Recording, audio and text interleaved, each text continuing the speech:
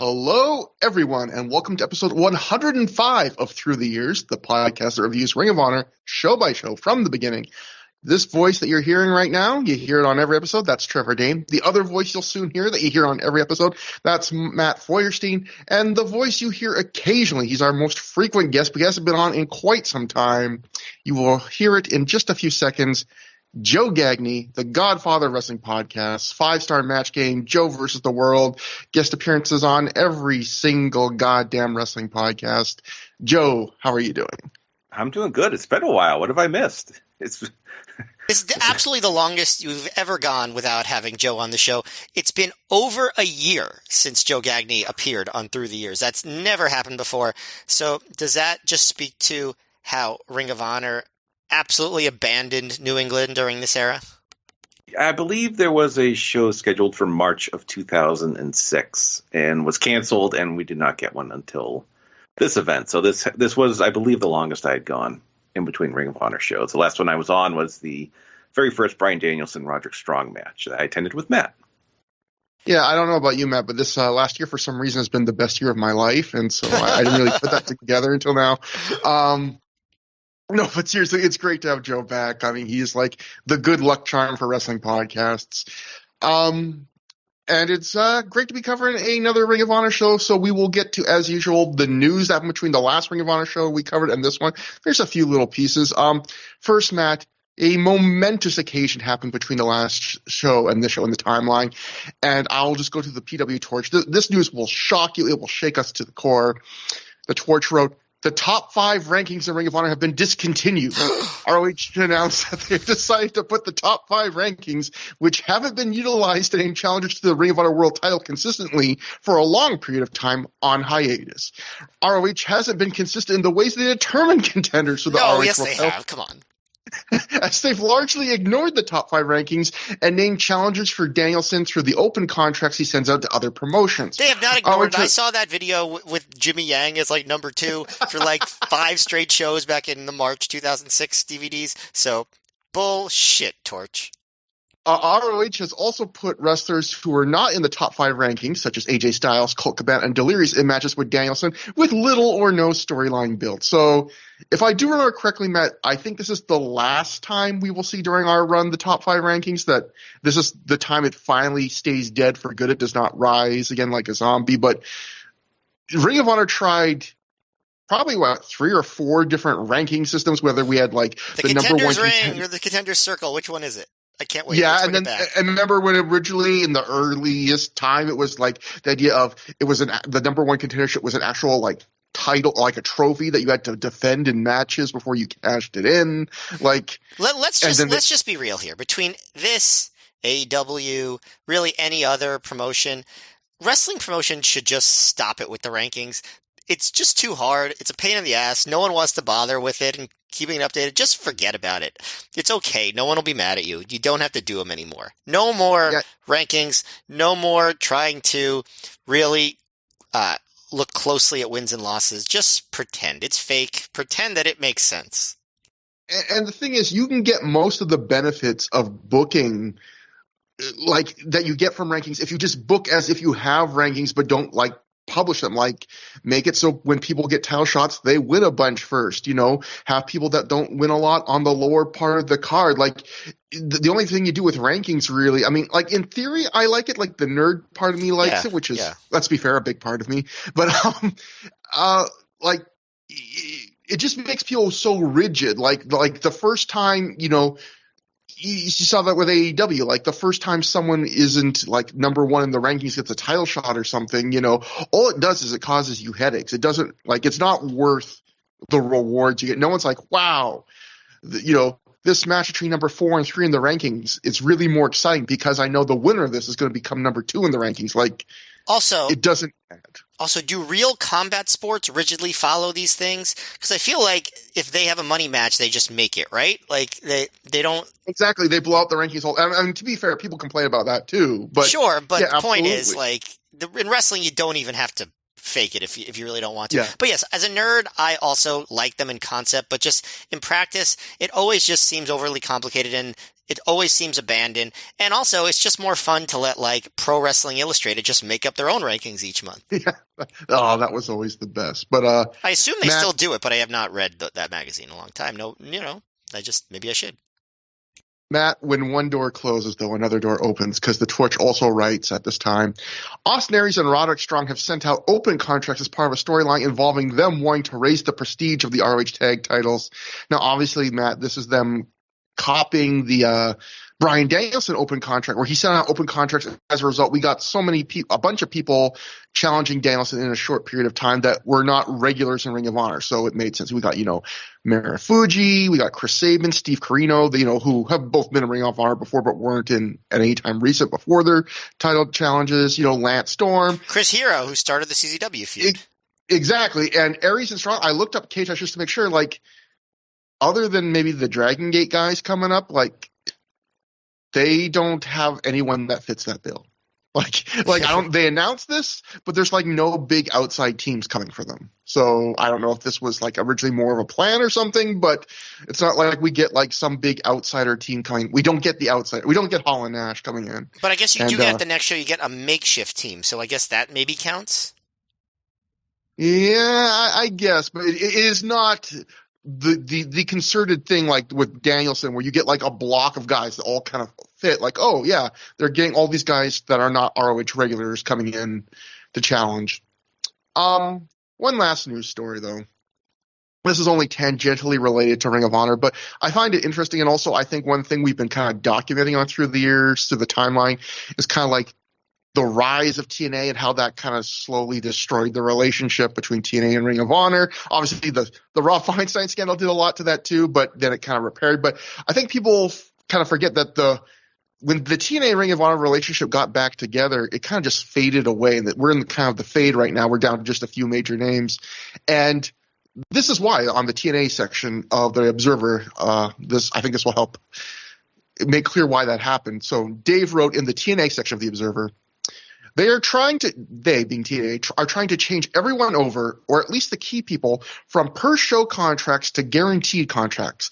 The top guys are now getting guaranteed money per week. The number isn't big, and I'm guessing most of the name guys are making between $1,000 and $1,500 per week, with a few top guys above that. The lower rank guys are still in the $300 to $500 per show range and don't get paid when they don't appear on TV. One of the reasons you'll see a lot of four-ways on TNA TV is simply to help get some guys a payday and a little TV exposure. The guys on guarantee deals are then being booked out to local promoters, very similar to how the promotions in Mexico operate. If TNA books one of its top guys out for, say, $1,000 for a shot, then the wrestler gets a certain percentage of it, and the office gets a percentage. I don't know the breakdown, but the office gets half or more. The wrestler gets his guarantee, and then every 3 months, the wrestlers get their house show bonuses. The wrestlers can still book outside dates on their own, but it's harder because the contract gives TNA first dibs on house shows. Just as an example, if Chris Sabin wanted to work for Ring of Honor, it would be hard to do so because anytime TNA booked him for a show, their show would take priority. In the case of Ring of Honor, they do have Christopher Daniels and Samoa Joe's dates booked through the end of the year through TNA, so there won't be any problems unless there's another snowstorm this winter, which of course is referring to Unscripted 2. Go back to that episode if you want the story about that, about how some talent got pulled from that show.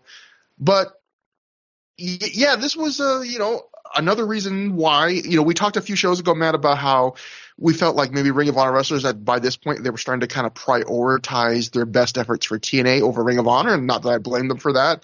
But this is another thing now where TNA was doing something they hadn't been doing before, which is giving these guys guaranteed money. So that's one thing, the indies cannot provide, the idea of if you get hurt, you're still getting paid.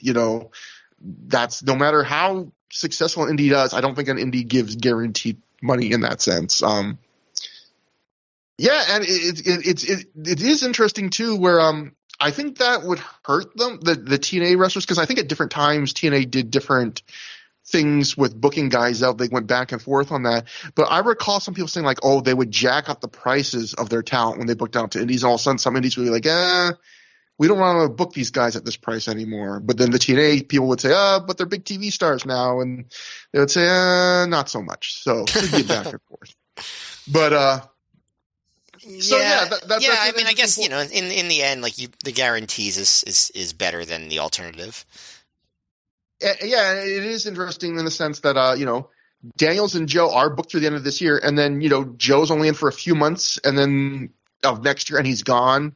And Daniels is in for a few more, maybe a little bit longer after that, but he's gone, before the end of next year too. So, yeah, I assume Ring of Honor was like, okay, we'll keep the 2 or 3 guys we have to keep, and then eventually it got to a point where it's like, well, it's probably TNA just wanted priority and all the stuff we talked about. But brings us to the show today. Ring of Honor Destiny took place June 3rd, 2006 at Sports World in East Windsor, Connecticut in front of a reported crowd of 500 fans. One note first. In the Observer, Dave wrote, Steven Richards was at the show, but never came out in front of the crowd. For doing prep work, I was listening to I often reference the Jimmy Rave episode of an honorable mention great interview where he talked to a whole bunch about stuff. He said Stevie Richards was actually backstage at this show because at this time, Stevie was working as kind of a mentor to Jimmy Rave in like real life, like teaching him how to be a better heel. So apparently, I guess Stevie just showed up to help him out, That's interesting to me. Like, I mean, Stevie Richards is a talented guy.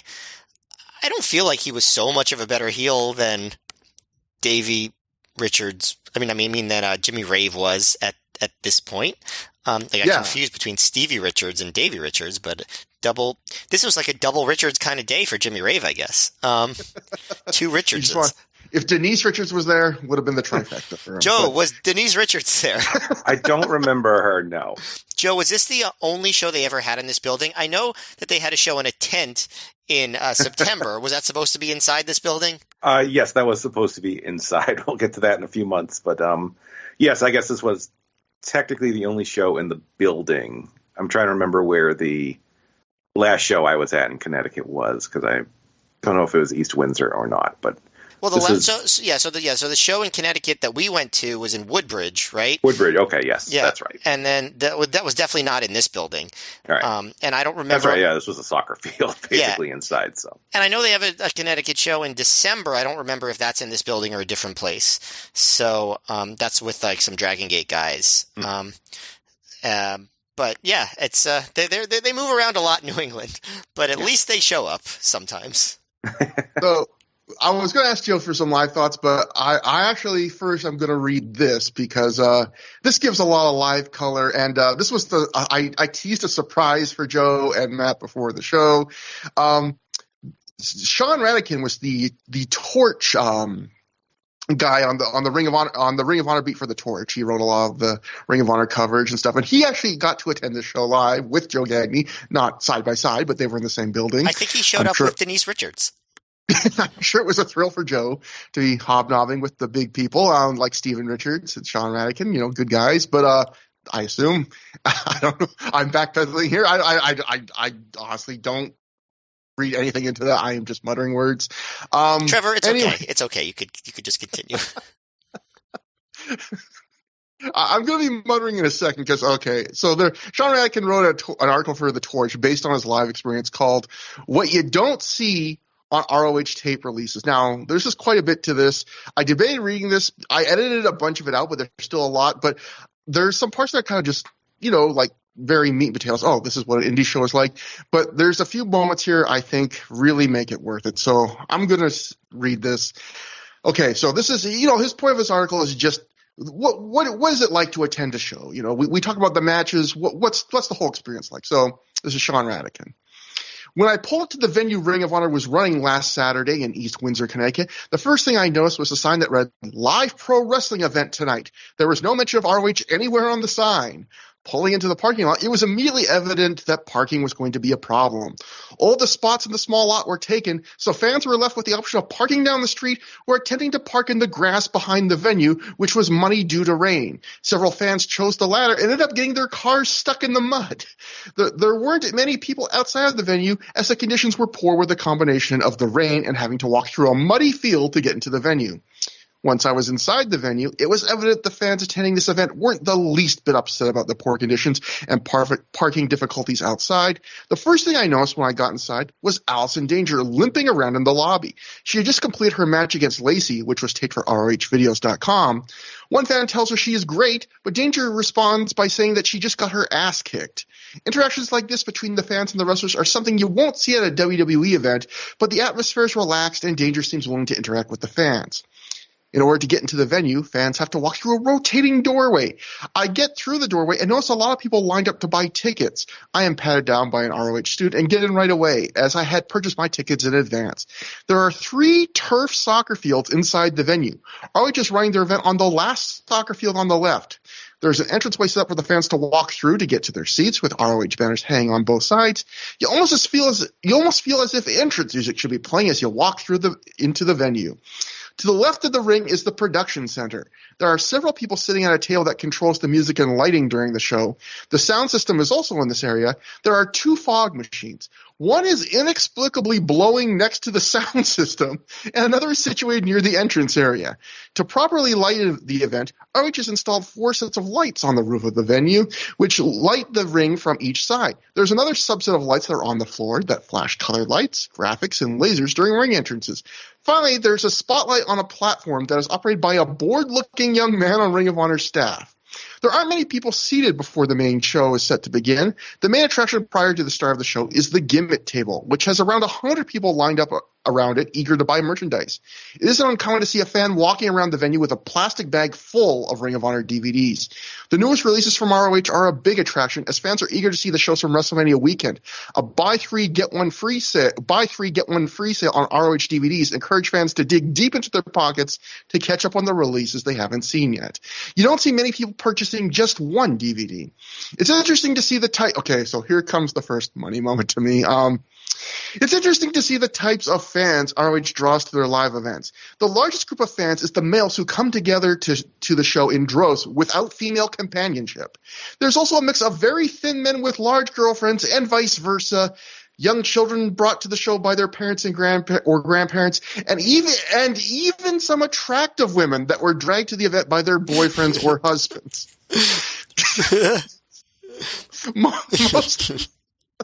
Most of the fans who aren't at the gimmick table are standing around and chatting. One man is drinking an energy drink next to the gimmick table and listening to music.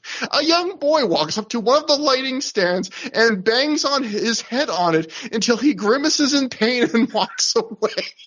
The man who stands out the most prior to the event is an older gentleman wearing a fishing vest. He has a tube around his neck that flashes different colors.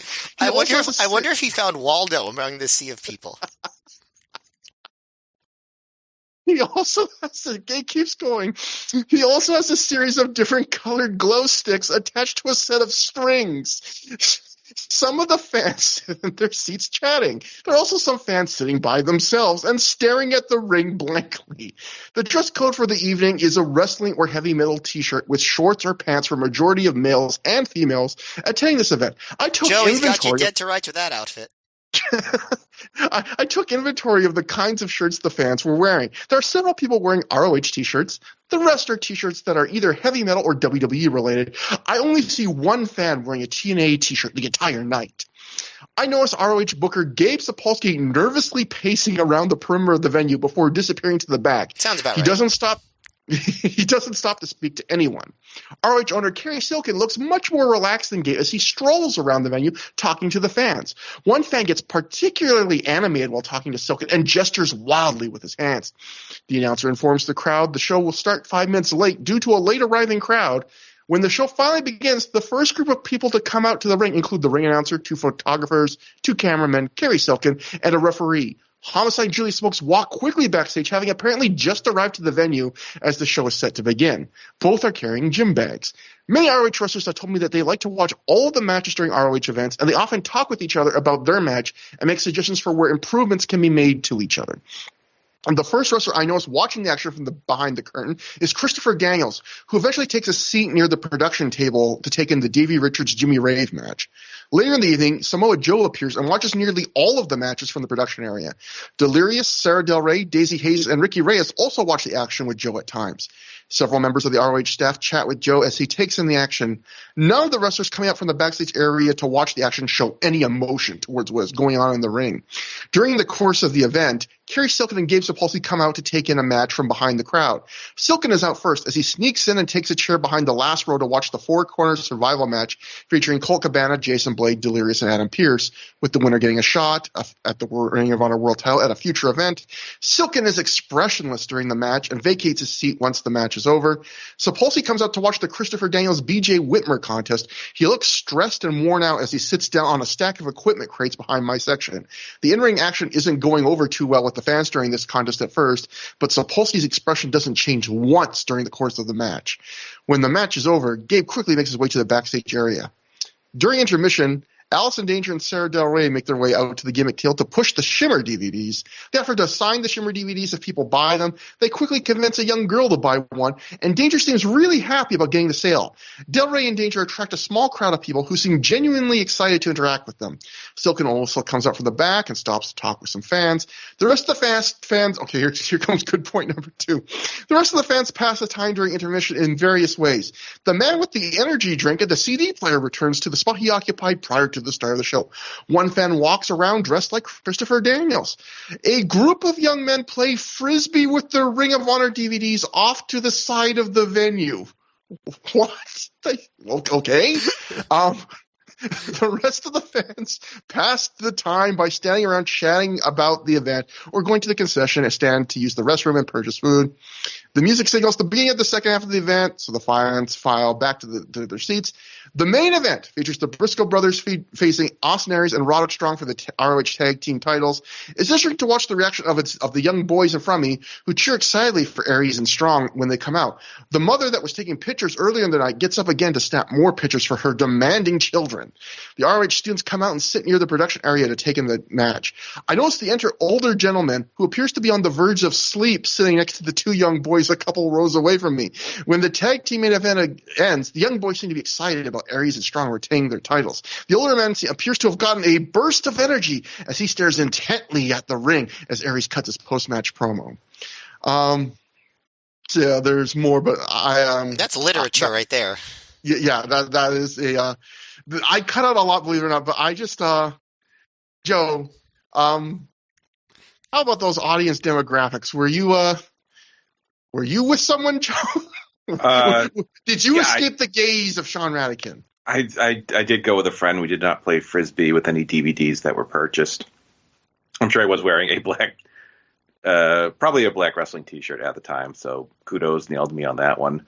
I just want to know, the kid who had butted the light fixture, I wonder if they're in like GCW right now or something doing death matches. Well, see that note actually reminded me of a time in Philly where I don't remember what show it was, but where kids were like running around in the armory and like playing near the light fixture, and Kerry Silken came and like yelled at them, and he was just like, "Get away from that! You stop running around!" Just like I feel like this is the only opportunity I'll ever get to tell that anecdote. So. Thank you, Sean. And also, he mentioned wrestlers watching the matches and not having any emotional reaction. Well, there was a time a few years later where I saw Homicide watching a match, but I guess I'll save his emotional reaction for several years from now.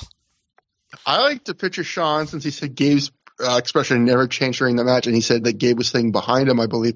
I like to imagine that during the BJ Whitmer Christopher Daniels match, Sean just had his back to the match the entire time and was just watching Gabe like a hawk, like, "You show me something, you son of a bitch," and just Gabe stone-faced as he... I bet he wouldn't have been the only person ever to do that, if that is the case. So we finally will get to the show. Even some attractive women showed up to this show. Even some attractive women, I love the large women with skinny men, or the skinny women with large men. There's hope for all of us. I guess Sean Renikin's article at the end of the day is ultimately a very hopeful article. That no matter what your body type, you will find love. That's a promise by the show. If it doesn't happen for you on your deathbed, get back to me and I'll apologize. All right, Trevor. I'm going to hold you to it.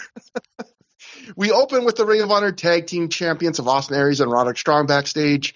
Aries says the Briscoes are saying they won their match on the last show because they got lucky. Aries says it has nothing to do with luck. The better team won that night. The smarter team won. And tonight they're going to prove it to them again. It's their destiny, wink, wink, name of the show, to become the longest reigning ROH Tag Team Champions. Roddy then says Generation Next is the most dominant force in wrestling today. Aries says, well, about that, Roddy, I have to talk to you about that. And they just walk away. Dun, dun, dun. Story for later in the show. Was Roddy wearing a Honky Tonk Man shirt? I couldn't quite make it out because he had his tag title over his shoulder, but it looked like someone in an Elvis suit, and you could kind of see like greatest ever. So I just thought that would be weird. I don't know if he had his own shirt at the time where he was dressed as a Honky Tonk Man. I don't know why he would do that, but that doesn't sound like something he would have in character. 2006. But I guess you never know. What if it was just an Elvis shirt? Well, it could have been. Maybe it's just at Graceland or something. Yeah. Cut to a video highlight package about Homicide's quest for the Ring of Honor title. This recaps him and prior challenges in Ring of Honor for the world title. We see Low-Key slapping Homicide around in the underrated do or die match with Samoa Joe, where Key and Smoke's got into an argument that distracted Homicide. He lost. We see him snapping when he thought he beat Joe at Ring of Honor Reborn, and then on a count that he thought was a 3 count and it wasn't. We even get a nice voice clip of Danielson from long ago where after the best of 5 series with Homicide that he had with him, Danielson told Homicide after I win the Ring of Honor world title, we can continue our feud, which I thought actually that's like a really nice pull because I forgot he said that, but he did. And so that's a great little thing to bring back. And then we end with a caption on screen that says, will it happen tonight? About, Homicide winning the title. I actually thought this was like one of the better Ring of Honor packages in that it was short to the point, but it actually rather than just a lot of random clips of a guy wrestling, it had a point. It was Homicide. It told a really good story. Yeah. I thought this was quite good. Yeah, it's playing up real history, which is Homicide has had 2 key world title matches where you could argue that, he maybe should have won, but something went against him. And then, which is going to, telegraph what happened or set up, allude to, whatever the word, it's not the right word, but it's going to set up what happens tonight. Foreshadow. Yes, exactly. That's the word I was thinking. Foreshadow what happens tonight. And even the Danielson thing is a great little touch. So at this point, we get a dark match. This did not appear on the show. It did appear, as Sean Madigan said earlier, on ROHvideos.com. Lacey defeated Allison Danger in 6 minutes, 20 seconds. Joe, you probably do not have any thoughts on a match this old, but since you were there live, I'll give it a shot anyway. Do you remember anything about this? Zilch. No, I don't even remember if I saw it or not. I don't remember the muddy parking lot, or anything like that. Maybe I had success with parking. But no, I have no thoughts on this match. Okay. And that brings us to a match I'm sure we all have thoughts on because I'm sure we all just rewatched it. Davey Richards defeated Jimmy Ray via pinfall in 17 minutes, 44 seconds after Davey Richards hit the DR driver, or as Dave Prazak called it in this early Ring of Honor match for Davey Richards, a butterfly brainbuster. So this was, in fact, Davey Richards' Ring of Honor debut. We've covered before. He was originally supposed to be on the 100th show, and we've also talked about this is something they've talked about on Honorable Mention. I've heard other people talk about it where there was thought that maybe, not that they were committed to do this, but there was at least, they had tossed around the idea at the very least of having Davey Richards beat Danielson for the first title on the first night at the 100th show. I think, Matt, you and I kind of figured out watching the show that Delirious probably got that spot. Richards ended up getting hurt and having to miss that show and didn't get to debut till this show. A couple notes before we get to the match. The PW Torch wrote, Davey Richards is headed to Ring of Honor with a recommendation from Samoa Joe paving the way. When interviewed by Steve Gerwick at gerwick.net, Richards said he waited until after the Super 8 tournament before pursuing the opportunity. Quote, I was set to start with them before the Super 8, which took place April 8th, but wanted to wait until after out of respect for Jim Kettner, the promoter of Super 8. Before I worked Samoa Joe in PWG, he told me Gabe wanted my number because he wanted to start using me. Then I emailed him a bit later and got the ball rolling. I'm very excited about the opportunity. Ring of Honor is a major goal I've set for myself. And then Dave Meltzer wrote in The Observer, the crowd on the show really got into Richards, and by the win, the plan is for him to be to be somebody here. He does a lot of UFC style as well as kicks, and the idea is for him to become a player in this promotion. Matt, this is a big debut. This is something we're not going to get to say often. This is the first match in Ring of Honor for a future Ring of Honor world champion. Yeah, and Richards doesn't come in all like humble. Like he's very, very confident, and you can see that in his promo later. But very early in the match, he like runs out to the crowd and he gives him a high five after he gets a kick, and he goes, "Who's the fucking man, huh?" Like he's real confident early, and there's a bit of a chant for him early. Like the crowd does welcome him, but at least the very beginning, they're a little more interested in just like taunting Nana and Rave. We do get a PWG reference on commentary since I guess that's where Richards had sort of started making his national name recently. You didn't hear too many PWG references on ROH commentary at this time. Can you recall any before this?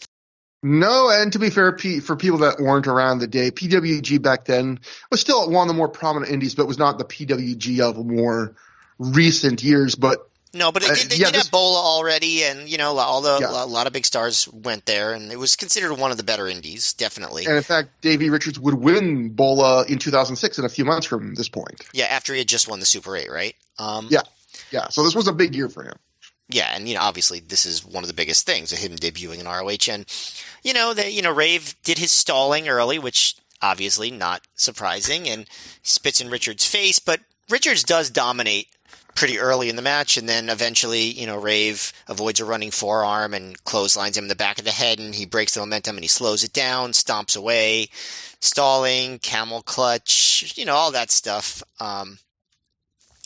And the first big high spot of the match, Rave goes up to the top rope, but Davey pops up and forearms him, and then knocks him off the turnbuckle.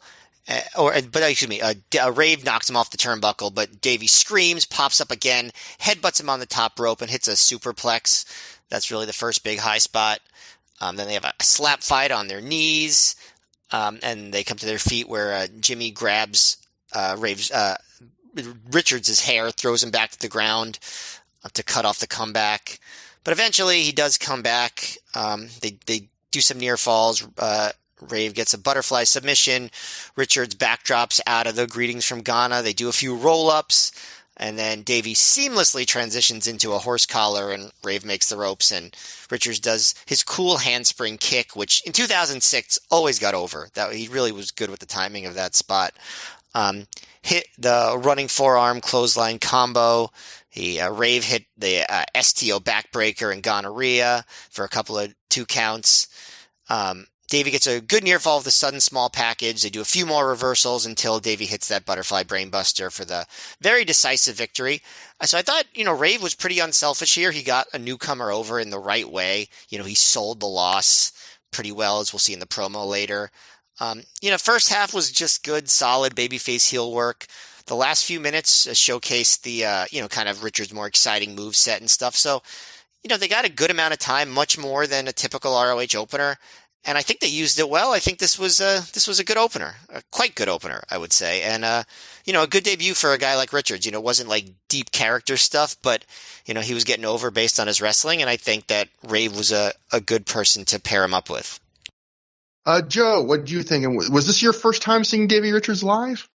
Seeing him live, yes. It was a name I had heard through PWG and the Super 8, but no one I had seen on tape or DVD at that point, because at that point, if you heard an indie wrestler with buzz, you still had to kind of pay to see them. I know YouTube existed, but it was still pretty early on. I know right now, for a wrestler getting some buzz like Titus Alexander, if I go to YouTube and enter his name, I can see easily like 10 matches of his and 10, some noteworthy ones as well. Sometimes independent companies will put up a noteworthy match to get some buzz. So this was my first time really seeing him. I thought it was, he comes out to Runnin' with the Devil by Van Halen, which is a song that could absolutely be about the wrestling industry, but there's something about him posing as David Lee Roth as like howling is just hysterical to me. I thought Ray was an excellent choice for this position. He's someone with some cachet. He's been around a while, he's been pushed, but he's not a tippy top guy, and he's no no one wants to see him win. So I thought that was very smart to match him up if you wanted Davey to get the big win, which is not how Ring of Honor really pushed newcomers at this time. This went pretty long for an opener, but once Richards hit his big dive to the outside, I thought that the match really picked up. And Davey, he wrestled and resembled someone who fused Austin Aries and Roderick Strong together, so it was just kind of funny. And no, it was a good, solid match. I thought, like Matt said, Jimmy was very unselfish, and they put him over big. And this is, it's kind of a fairly big moment in Ring of Honor history because Richards will be around forever and do a lot with the company. And this was his very first match. And I know MSL called that handspring kick the 540 kick, and I can't get the math to work out in my head. Just trying to figure out how much he rotated. I'm like, no, that's like 450, right? But maybe, I don't know. So it's a little geometry in there as well. You brought up a couple interesting points, Joe. Like one thing you just reminded me. So I was doing research. Again, I was listening to the Honorable Mention episode. They did a whole episode covering Destiny, and I re-listened to the Jimmy Ray thing, like I mentioned earlier. And one thing I think Shane Hagedorn mentioned on covering Destiny, which I thought I had mentioned since this is Davey Richards' debut. Obviously, Gabe Sapolsky was really high on Richards, and I think he said something like he was describing Richards as basically like, Austin Aries combined with low key, but without the headaches of either of them. And I thought that was pretty funny given like what Davey Richards' reputation would become as being kind of a headache to work with. And but the hopes was you can kind of stylistically see that. And I felt like this was the first of three straight matches to open the show that were all things you didn't see too often from Ring of Honor. And this first one being Ring of Honor, occasionally you would get a debut like this, but very rarely. Where usually with Ring of Honor, we would see debuts in this era of like, the worst slot in the card, which would be like the second match on the show or the first match back under intermission. Might be a guy, you throw a guy in like a scramble, or if it was a singles match, you'd give him like a 5-minute match, maybe against another rookie or stuff like that. And you would basically give a guy, not much chance to show himself. You're just kind of barely dipping your toe in the water of that wrestler to see, show me a little bit. And or you'd put them in like a straight up main event, like Chris Hero. Yeah, or even low key Samoa Joe, where Samoa Joe gets just a long, all out war to start with. But this was a match where I guess Jimmy Ravis said in the past that he had never gotten this instruction from Gabe working the undercard before, but Gabe told him before this match, "I want you to treat this match like a main event." And it's a kind of match that debuting guys rarely get, which is they get plenty of time. They get the opener, which is one of the best spots on the show. And like Joe, like you point out, he's getting to face a really good opponent in Jimmy Rave in the sense of he's like a very over heel. He's like a mid to upper mid card guy. He's getting to win. He's not losing. He's winning his debut cleanly, strongly. And I thought it was a good match. I thought it was like a strong 3.5-star match. I feel like the match is smart. It's the kind of match I think that plays way better as an opener and then like elsewhere on the show when having to follow stuff. And I think it plays better as a debut. The first half, 2/3 of this match are kind of what you expect from a lot of Jimmy Rave matches, where it's very minimalist in terms of the action from his end, very basic, kind of slow to mid tempo. But I thought they were really good about like letting Richards hit one of his signature moves every minute or two, like to keep the fans engaged. And eventually Rave gets the advantage completely. And he goes like super basic. I'm talking like there's at one point in this match where he goes for a cover after doing a stomps. Like that's about as basic as you can get in 2006 indie wrestling. And then Richards makes his comeback. The final 5+ minutes, they ramp up the action. And even Rave at this point brought out some of his coolest stuff he doesn't bring out in every match at this point. Like I love his STO into a backbreaker, that kind of stuff I thought looked really cool. And I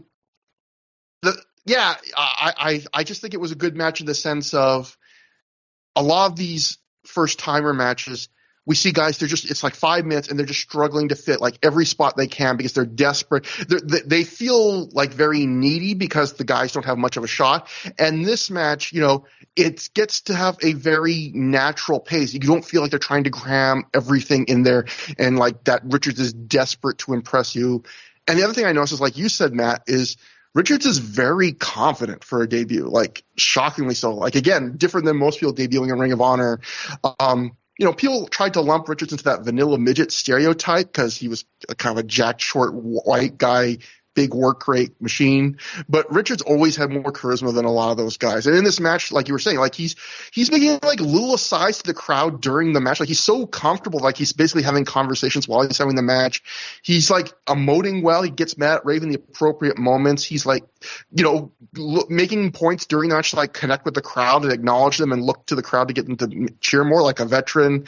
At one point, some fan makes a comment I can't hear, and Rave responds, but like the fans are, I didn't hear what Richard said back to him, but like the fans are laughing, like he's just joking around with the fans as he's having this pretty good match. And at one point, he even complains about how hot the building is. Like he's really having one of these performances where it's like he could be like doing a math test while he's wrestling the match. Like he just seems to be supremely confident and comfortable in his debut. And I noticed that. And yeah, good match. Okay, one last question though. Matt, I was going to ask you is, and I guess Joe too, like, do you think it's that he should have changed his finisher? Because the DR driver, for those who haven't seen it, is essentially the J driller, except instead of the guy landing between your legs, he's landing like to the side of your legs. But it's like almost the J driller. I remember when I was watching Ring of Honor at the time, I always thought that was a little bit weird. Like, that's a really close finisher, you know? Honestly, it didn't occur to me. Like, I feel like so many moves like have similar endings. Like, there's like drivers or there's suplexes. I think at least for me, it looked different enough, even though the difference is slight, that it didn't affect me personally. But you make a good point. It's something I didn't think of. Oh, and the other note is another thing Jimmy Rave says. He said Jimmy Rave said Davey Richards is actually very he found him hard to work with because he says like for this match he said that Richards was like, all right, these are all the spots I do, and you can counter this one and then counter this one and this one, and Rave was just like, this is your first match. Like, just hit your signature stuff. I don't need to counter your signature stuff. Like, a lot of people here probably have not seen your signature stuff. Like, why not you? Yeah, so they don't know I'm countering it. Yeah, that makes sense. And so he said he had to kind of talk Richards into it. And then he said, when Richards ended up wrestling AJ Styles a few shows later, Richards did not take his advice there and did all that countering stuff. And Richards says that's one of the reasons he thinks that match was not well received and could seen as by some people as a letdown. So it'll be interesting to evaluate that. And another thing he mentioned, which will be interesting in the coming shows, is there's a match coming up where Colt Cabana and Davey Richards wrestle Jimmy Rave and Sal Rinauro, and Jimmy says before the match, Colt Cabana almost got into a fight with Davey Richards because Rave and Colt were trying to put together a match, and Davey again kept feeling like you could counter, let's just do this, blah blah blah, and I guess Colt got like pissed off to the point of almost fighting Davey Richards. So it'll be interesting to see if there's any tension when we get to that match, but a lot of weird stuff going on. But so Davey came in as a force in the ring and in the locker room. Exactly. Davey Richards is very much Davey Richards. Next up, we had the Ring of Honor Top of the Class trophy match. Shane Hagedorn defeated Derek Dempsey, who was the champion, to become the new champion. He beat him via submission in 6 minutes, 15 seconds when he made him tap out to a bulldog choke. The Observer Live report said the crowd wasn't into the match. That's all it gives for this match. This would be, I think, one of Derek Dempsey's, if not his last match. I think it might have been his last match. Like, it's interesting that two of the first top of the class Ring of Honor trophy students, like Davey Andrews and Derek Dempsey, they both lose their trophy and they basically are out of wrestling right after that. Shane Hagedorn would be the first guy to hold it. That would not be. He'd hold this for almost a year. He'd become, at this point, a lifer in wrestling. He's still working for AEW to this day. He's working on that Ring of Honor book. So he stuck around. He had a long career in doing things in wrestling that continues on. But Joe, I'm going to give you another first talk after this match, too, on the next match, because, this is a 6-minute student match. But do you have any thoughts on a 6-minute student match? Not much. It was a short, inoffensive match. People just weren't super into the students at this time. Shane did a nice step-up kick to the head that would have been a pretty good finisher. But there was this weird spot where Shane did this, like, super slow clothesline. I'm not sure if Dempsey was supposed to duck or Shane thought he would, but the camera cut it. But you could tell, to try to save it, but you could tell the crowd just kind of groaned, and Shane won and I guess fulfilled his destiny. So the show name has paid off. Yeah, that is always one of the weirder things where the camera cuts so awkwardly that you can tell something went wrong, but you don't see what went wrong. I don't know if that's better or worse, because you still get the result of, I know something went wrong, but then you're kind of left curious. Like, I kind of was like, well, I kind of want to see what it looks like now. But yeah, you don't get to see it. Matt, what'd you think? I mean, other than that spot you mentioned, like, I thought it was mostly fundamentally solid. They did some neck work, which they, so like Hagedorn's neck hold, the announcers called the Zeus head vice, because they say that Zeus was the innovator of it. And I'm assuming they're talking about the Tiny Lister and not the God Zeus. And because I feel like he has better things to do than create like a headlock. Feels like he created has a lot of options. things. He's the Almighty. Yeah. I mean, technically, he probably created everything. Yeah. Okay. Well, I guess now I know Zeus invented the 450. Now I know your belief system. But I thought that was a good reference, because how often did you hear Zeus references in any era? Never mind 2006. But like the only real criticisms I could have, because again, this was, they kept it mostly basic, and I think they were the ROH students were fundamentally sound. They ended with I think they intentionally did some basic stuff, like Hagedorn's finish was basically this cranked back rear chin lock. There was a spot where Dempsey hits a big Saito suplex, dropping Hagedorn on the back of his head, and they don't really sell that. But other than that, I mean, I think it accomplished what they wanted to, and they did a solid job for what they were trying to do. I think these matches in general hold up a little bit better than I would expect. I think that's kind of a takeaway that I've had from the student matches that we've seen so far. So I thought this was our second of 3 straight rarities for Ring of Honor, in that it's a student match that, like, actually on the main card, we don't see many of them lately. And on top of that, it gets 6 minutes, which is, by student standards, a fair bit for Ring of Honor at this point. And no existing roster member comes in and squashes them at some point. So, that's all different. And yeah, the crowd wasn't super hot for this. As far as a match, I would say there was nothing really wrong with it. There was nothing really right with it. It was, it's a student match, like Matt was saying. Hagedorn does his usual healing. He does draw a "Your tattoo sucks" chant from the crowd. One that I kind of enjoyed watching Hagedorn is, it's kind of surreal to think like Ring of Honor's reputation for this time was like, it's the most cutting edge, wrestling and people that deride it were like all these crazy spot monkeys. And then if you look at like the students that they were pumping out, very fundamentally more throwback and basic. A lot of them, like if you look at Hagedorn's offense here, he's doing like running hip attacks and closed fist punches and a neck vice. Like, I wonder if that's a virtue of like him being trained by CM Punk, who definitely loved the old school. Definitely. But, it's funny how, some people would get this impression about Ring of Honor, and then you'd watch stuff like that and go, well, their students are not working the way people's stereotypes of Ring of Honor would be.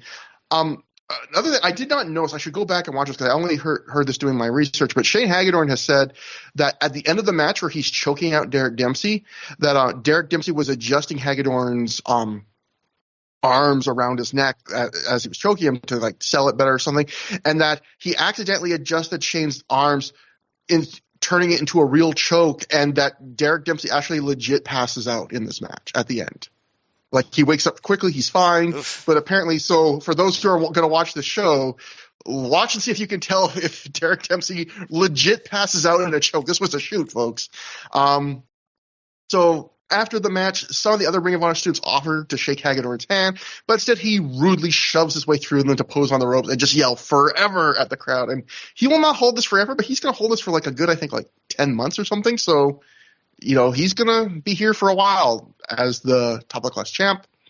Finally, our third straight rarity in Ring of Honor, we get a women's match that actually gets a long amount of time, and the announcers aren't sexist towards, although we may not have escaped sexism, as I'll get to in a second. Sarah Del Rey defeated Daisy Hayes via pinfall in 11 minutes, 29 seconds after she hit a butterfly slam. This was Sarah Del Rey's main card Ring of Honor debut. I believe she did a pre-show match on earlier show.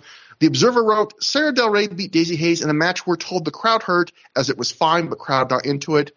Sean Rannikin from his live report wrote, this was a good women's match, but much of the crowd wouldn't give them a chance, as they chanted derogatory comments at Del Rey for most of the match.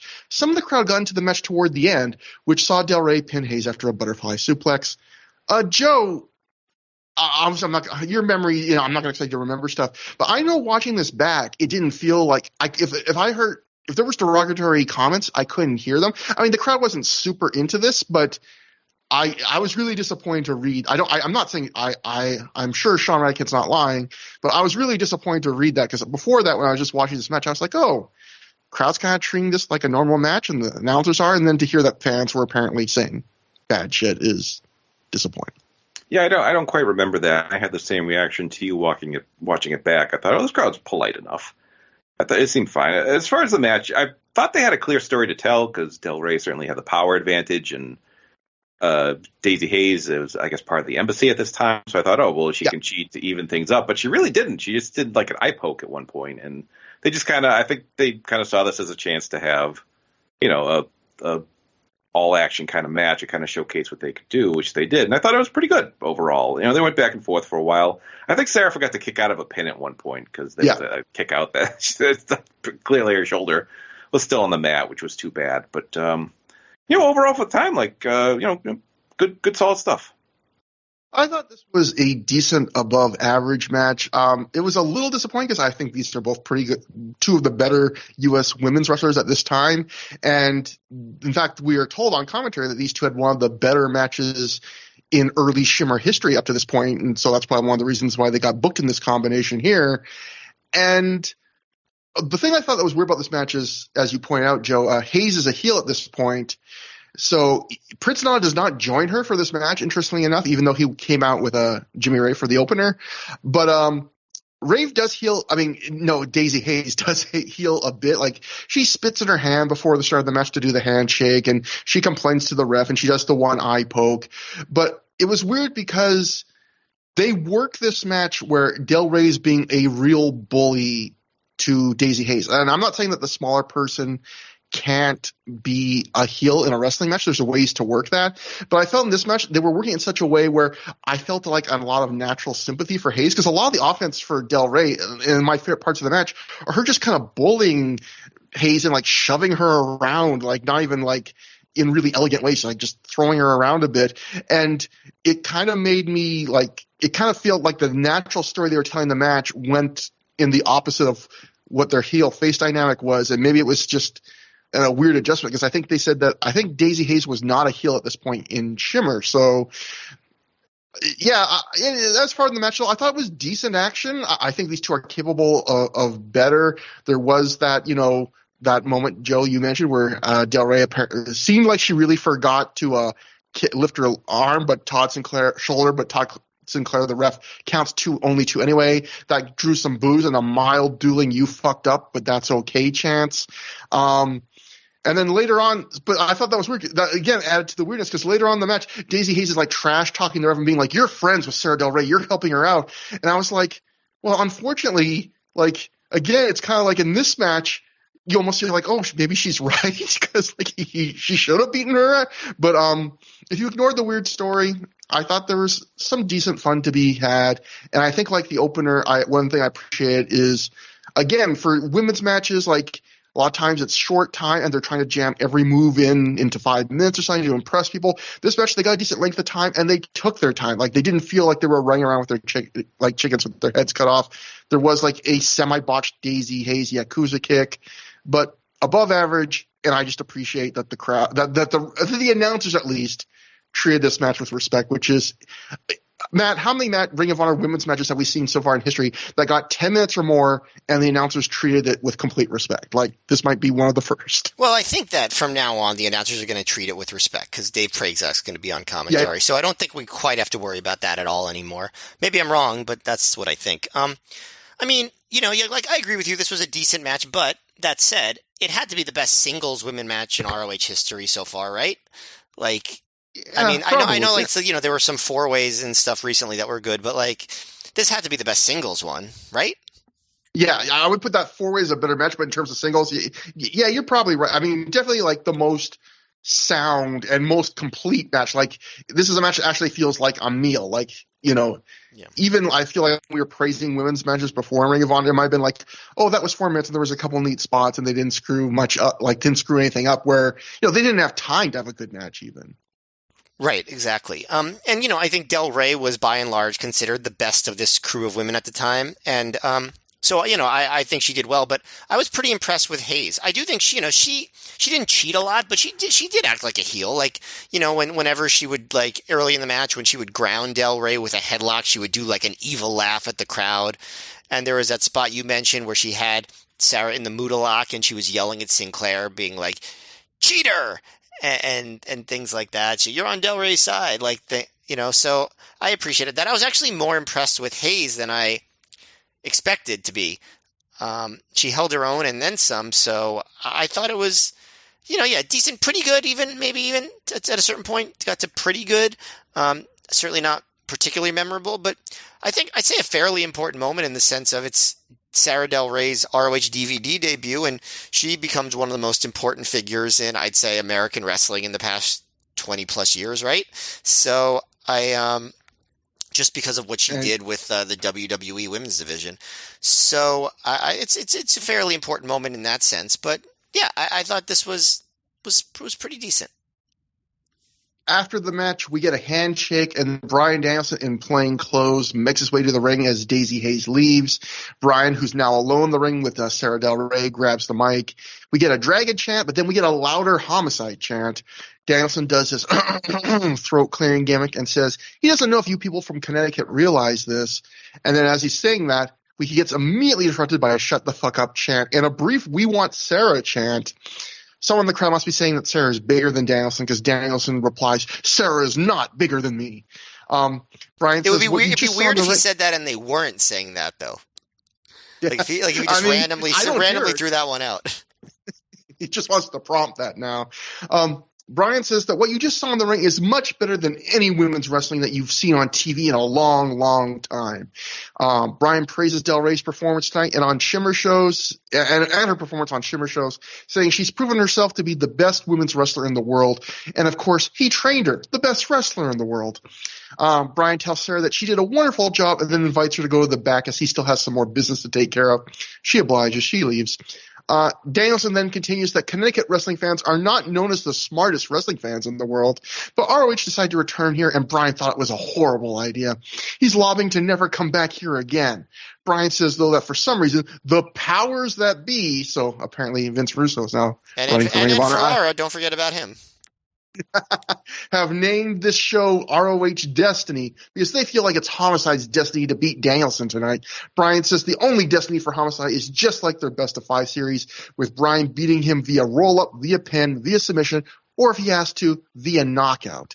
Bryan tells the fans to enjoy the show because if it's up to him, they'll never be back again. As Bryan goes to the back, he like shows his bicep to one fan. He's such a goofball. And then one fan was like, telling me he sucks. And Bryan, with the incredible comeback, "I suck? Your mother sucks." So Bryan Danielson. Yeah. Check out these biceps. I feel like this promo was only on the show just to make sure that Danielson was booed during the main event. I feel like otherwise. So in some sense, they didn't necessarily even need to include it on the DVD, but that I feel like the post promo stuff with the crowd made it worthwhile.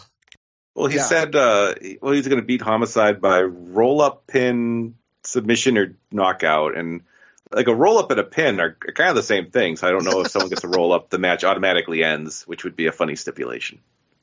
Oh, Ooh, new one for Tony Khan to play with. First one to roll the guy up. Match. A new rule for the pure title division. ROH World Title #1 contendership 4-corner survival match. That's a mouthful.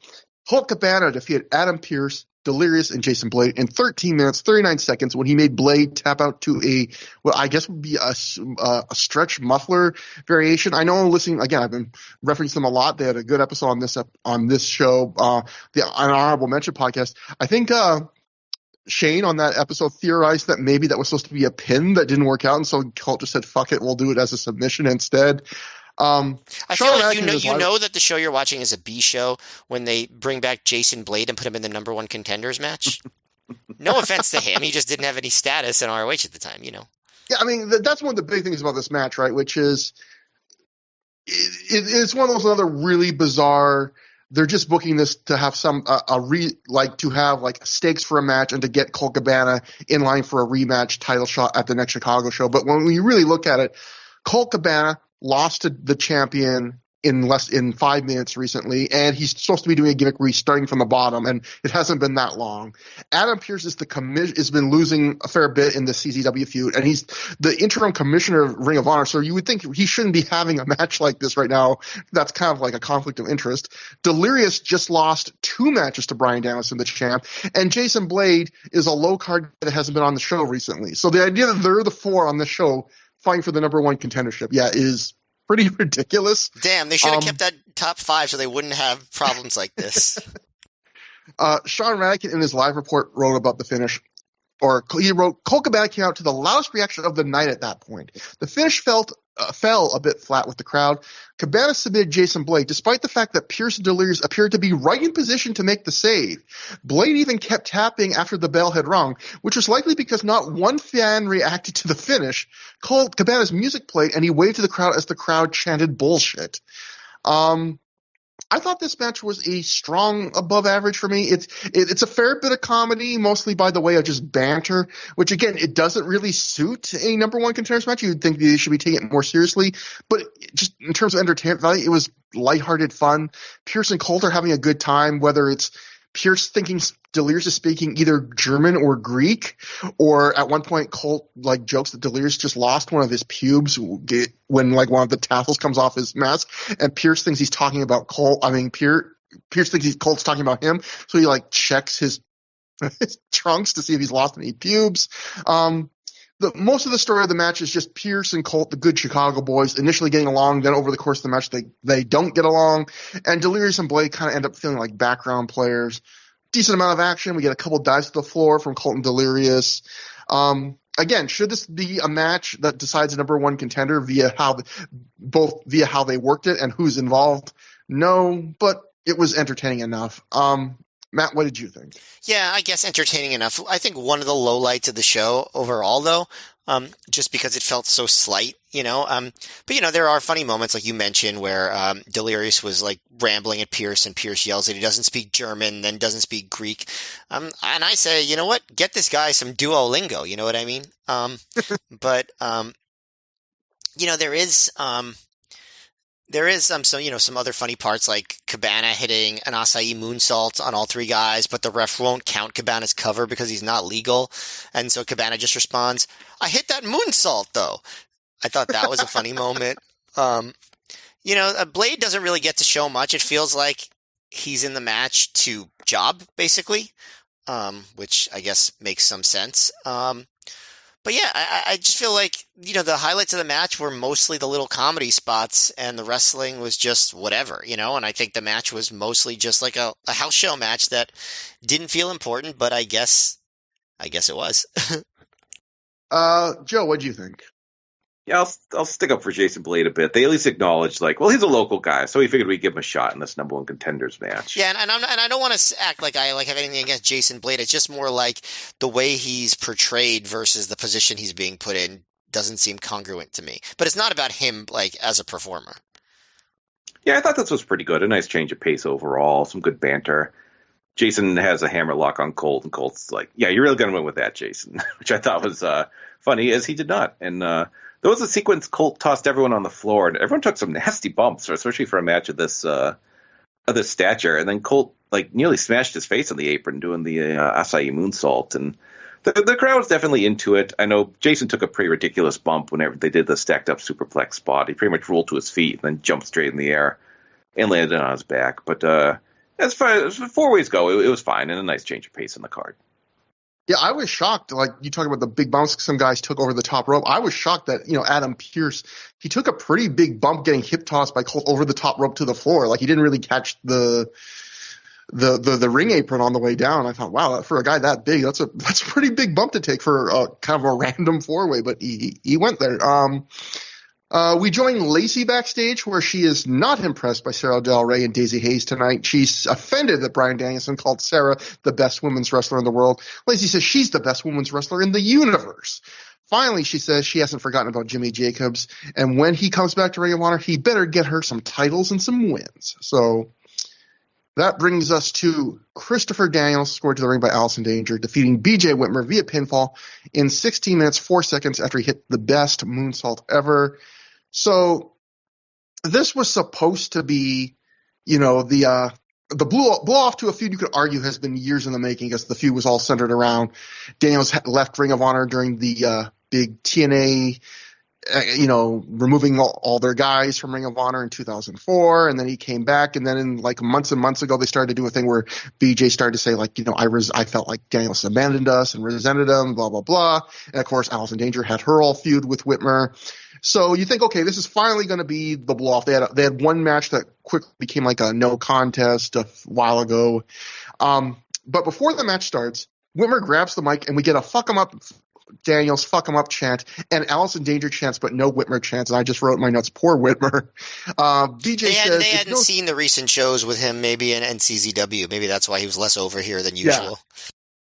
BJ says it's no secret that he's been in a war for a few months, and he's learned the true meaning of the word hate as he hates those jack-offs from CZW. BJ says he's learned during this war that he never truly hated Daniels or Allison. The crowd at this point goes, "Aw," which is I love. You don't hear crowds go "aw" at wrestling shows very often, so I enjoyed that. BJ apologizes to Allison for ever laying his hands on her. Whitmer says he's ready to give the crowd what they paid to see. A hard-nosed athletic wrestling match, and he asks Daniels if he's ready to see who's the better wrestler. BJ and Chris shake hands. The match is on. A lot of people blame this little promo on like the tepid reaction this match got. The Observer wrote, crowd wasn't that into this match, although they did nothing wrong. Sean Radican in his live report wrote, the crowd was expecting a grudge match based on the booking of this feud leading up to the match, but Whitmer inexplicably offered an apology to Daniels and Danger for his actions against them in the past, and stated he wanted to have an athletic contest to see who was the better man. There was no heat for the match early on, as the crowd appeared to be disappointed with Whitmer's announcement. Now, I can't get into the crowd's head. I will say this is the second time, Matt, we've seen recently on a Ring of Honor show a match you would expect to be like a heated like grudge brawl, and then someone before the match comes up with a reason for it just to be kind of a more emotionless wrestling match, because we saw that Claudio versus Samoa Joe match recently where Claudio basically is like, I know we're booked tonight, but I won't wrestle you. I'll run away unless you promise to have a straight wrestling match and not like be mean to me. And in one hand, I kind of appreciate like that Ring of Honor sometimes zigs instead of zags, but on the other hand, it's like it goes against everything in wrestling to set up a match, like have this build heat, and then right before the match go, forget about all that, forget about any, if you cared about this match as kind of like a feud, and actually forget about that. Matt, what do you think about this match? I wonder, the thing that both of these matches have in common is they both have like TNA stars. And I wonder if it's just like TNA being like, yeah, don't have like big bump heavy brawls. And so you can't do it. Like, I do wonder that, because that's the commonality. I'm not sure which was more egregious, this or that, but I do believe that promo greatly undercut the heat for this match. I guess you can't prove it. You don't know what the crowd would have been like otherwise, but I don't think this was a bad crowd on this night, and they were pretty darn quiet for this match, including having an awkward silence chant very early. And like Danger had to like really pound the mat hard to get the crowd to make some noise, which they would do occasionally. They did a lot of stuff early where it's like, test of strength, trading hammer locks, waist locks, point being, hey, they're wrestling here. Jared David tries to add some intrigue, which I appreciated. He goes, that even though Whitmer says he wants a wrestling match, Daniels has to wonder how sincere he is. To which I say, nice try, man. Because there was even a moment like where it's like to try to get like add some excitement to the match. Whitmer heads to the outside, and I guess a fan says something to him because he goes, "I'm tired of getting hip tossed, damn it." So that's when the match is really intense, when the guy's like, "I'm tired of getting hip tossed." I also wonder how many times in the history of Earth anyone has ever said that sentence. I'm tired of getting hip tossed, damn it. Um, but yeah, they just do wrestling. Whitmer they do like a sort of like a neck versus neck thing. There was one uncomfortable moment on both sides where someone in the crowd yells "Shut up, B word" at Danger, and she yells back "Shut up, F slur" in response. So Yeah, I caught that. everyone in Connecticut's really classy. Joe, I don't blame you. I know you're from Massachusetts, so but yeah, not the best showing for Connecticut in this match. Um, but they end up, going back and forth. They get a little bit more hard hitting. Daniels hits a body press off the top. Whitmer turns a Uranagi into an arm drag, hits a spine buster, hits a big lariat while screaming, "Daniels!" for 2, which I thought was fairly funny. They Daniels eventually he goes for a superplex. Whitmer blocks it, goes for a top rope power bomb. I guess to allude to the Jacob spot, but from Dragon Gate challenge. But Daniels drops out, so Whitmer flips over him, goes for a power bomb from the mat, but Daniel Ranas him over. So they are trying to do some more exciting stuff near the end. Whitmer blocks an Angel's Wings. Daniels kicks him in the stomach and hits it, and Whitmer kicks out, which is like the first pop of the whole match. But Daniels just immediately hits the BME and gets the win. So yeah, I thought like down the stretch it was solid. I didn't think there was anything really wrong, but I thought it was boring, like probably the most boring match of the night. And I do blame the pre-match promo. I think that if they had cut that promo at the end of the match, along with all the other stuff they did, it would have been fine.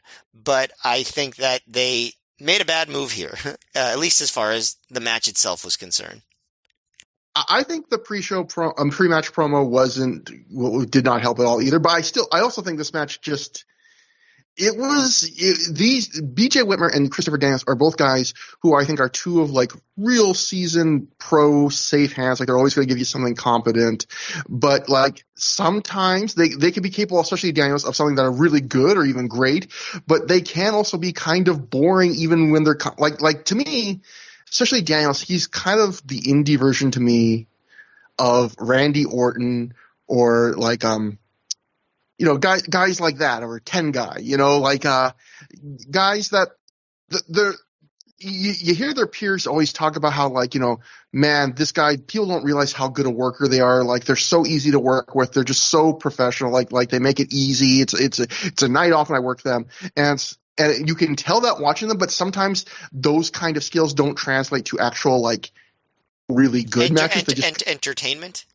Yeah, exactly. Like, and I think that's sometimes wrestlers get lost in the weeds where like, I guarantee you, if someone said, Trevor, you have to wrestle with someone on this roster, go to 2006, go to this show, you have to, as someone who knows nothing about how to work a match, have to wrestle someone on this roster.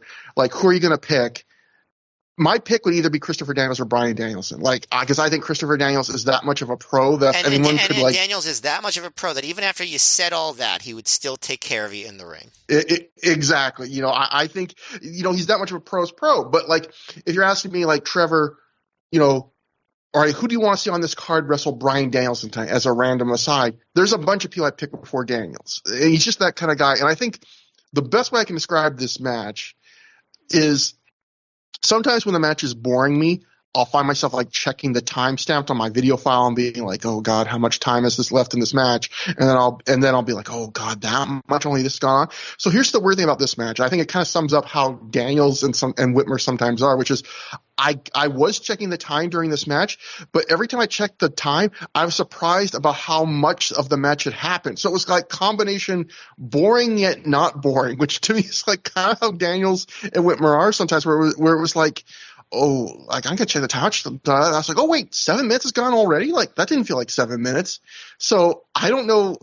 It was kind of above average. Like I kind of get like the feeling you did, Matt, where you were not like your review wasn't that negative on the match, but then you also at the end said it was boring, and I felt the same way, which is like, it's not a bad match, but is it kind of boring? Yeah, I mean, maybe above average in terms of like work, but not above average in terms of like entertainment, I would say. Yeah, it's just one of those matches that Christopher Daniels can have sometimes. Joe, what'd you think? Well, I'm wondering if wrestlers apologizing for man-on-woman violence is going to be the new streak you can keep track of on on Through the Years. So we're at 1 right now. We'll see if that continues. Yeah, I'm going to say we're going to probably stay at 1 for a good long while. This was a very professional wrestling contest and all that entails. It just kind of felt a bit hollow in the end there. I'm sure it was kind of a weird interlude for BJ, who's usually getting his head kicked in and bleeding buckets on every show, to just have this wrestling contest. There's not a lot to it. When Allison Danger yelled out the slur, it's not like you just overheard it, focusing on the ring. The camera cut to her saying this to the fans, so it's a little hard to avoid. Curious choice of editing right there. I think Daniels invented the code breaker during this match, because that did seem he just seemed to kind of pull that spot out. But everyone hugs afterwards, and that's that. So yes.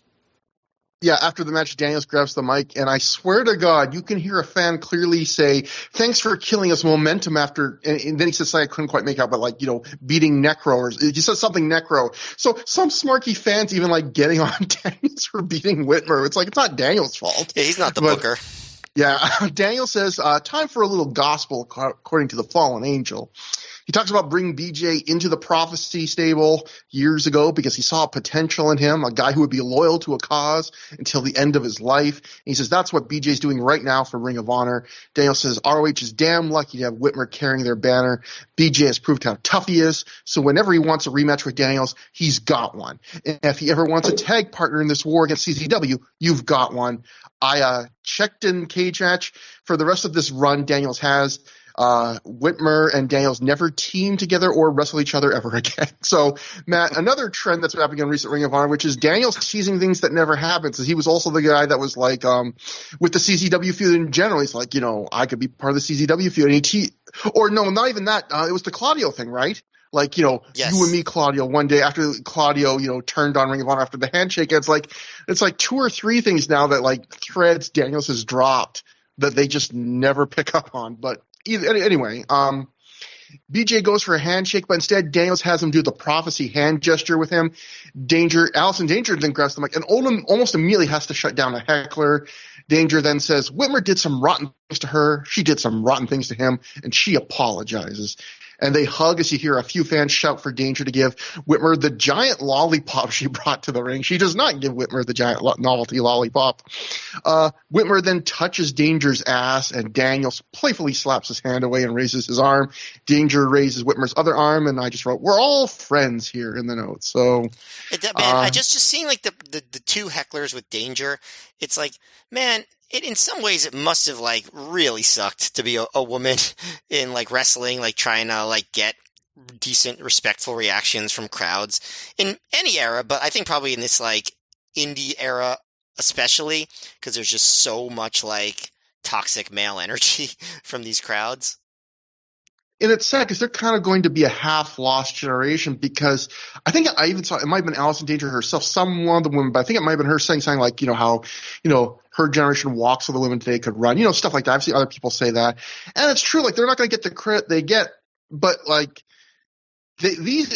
not saying women wrestlers today do not face still inequities and challenges. Oh my God, yeah, no, definitely. Tons. Yeah. But I do believe they are accepted more today than these women were at this point. And there's more opportunities for them today than these women got, Yeah, and I'm sure if you go to indie shows now, you probably still hear misogynistic shit being yelled at women. But I think it's definitely less accepted and, less accessible to do that. And I think you'll be more likely to be shouted down if you do that than you would have back in 2006.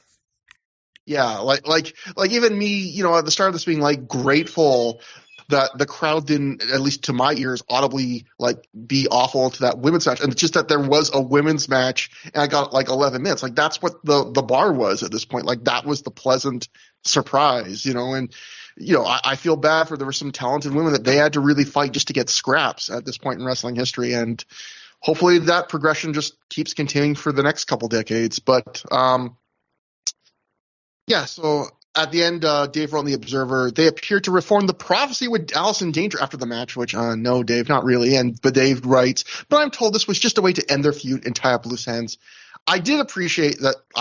One thing I like about Ring of Honor is they do go the extra mile to tie up loose ends, but I do feel like it was kind of bad for Whitmer, where this was like the most important part of his indie career. Probably he was really gaining momentum, and then to not just lose a match clean, but to lose it to another babyface. Like BJ was the of the three people in this match, Allison Danger, Christopher Daniels, and BJ Whitmer. Whitmer was clearly the third most over person in this match. And I think part of that's like what you said, Matt, where fans had not seen like his big performances yet. I mean, we talked about that Sean Radkin report said they were just starting to sell the WrestleMania DVDs at the show and stuff like that. Like, you hadn't seen the big BJ Whitmer performances yet, these live fans, but it still resulted in, if you just watch this match, BJ Whitmer kind of comes off as kind of a dork with the pre-match promo and, kind of small potatoes compared to the other two. So, and also there's really the only argument that I could see for why it makes sense for Daniels to win this match at all is to make his loss to Matt Sydal mean more.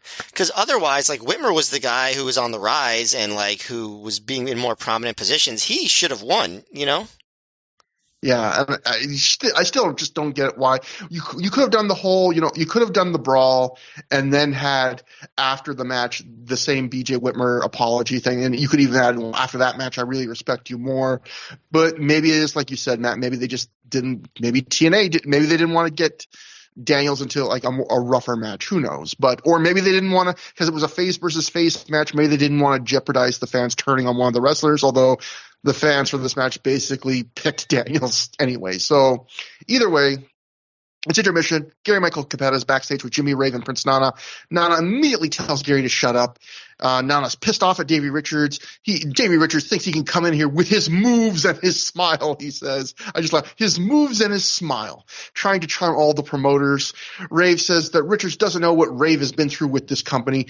Rave was here on the first Do or Die. He was a company whipping boy. He came back and became the greatest thing the company ever saw. He's held together the greatest feuds of Ring of Honor history. He runs this place. He isn't going to let some overhyped, overrated punk come out and make his name off of him. Rave calls Davies win a fluke and says he needs a rematch. The sooner, the better. And of course, he will get on the very next show. And that brings us to the first match back from intermission. Shingo Takagi defeats Ricky Reyes via pinfall in 6 minutes, 51 seconds after he hit the blood fall, which for people that have never seen that move, I guess I would describe this like an attitude adjustment that starts in a torture rack. The Observer writes that this match was supposed to go longer, so I don't know why a match then only went 6:51. Joe, I don't think this is necessarily the start of Shingo's excursion, because I think it takes a little while before he comes back. But, this was kind of, a sign of things to come. Shingo was going to get his, a regular spot in Ring of Honor for a little while. And, Joe, you get to be one of those people now that everyone's on the Shingo train. You get to say, I saw him right at the start. You get those bona fides. Yeah, I have to correct you. It is Shingo Takagi, according to Bobby Cruz and both the announcers on the show. Both announcers. Yeah. So apparently we've been saying it wrong all these years. I know it's easy to say in hindsight, but I distinctly remember after this match thinking like, "Ooh, this guy's got potential." Because for your post-intermission whatever match, I dug this a ton. I thought they beat the heck out of each other. I thought Shingo had his explosiveness. Even back then, it's not like a classic or anything, but they did some cool stuff. Shingo hit a top rope brainbuster and his wacky move for the win. So yeah, it's better to go. As we record this today, Shingo headlined a big New Japan show for the title, and it's really cool to see his kind of humble beginnings way back when. Yeah, I like this more than I thought I would.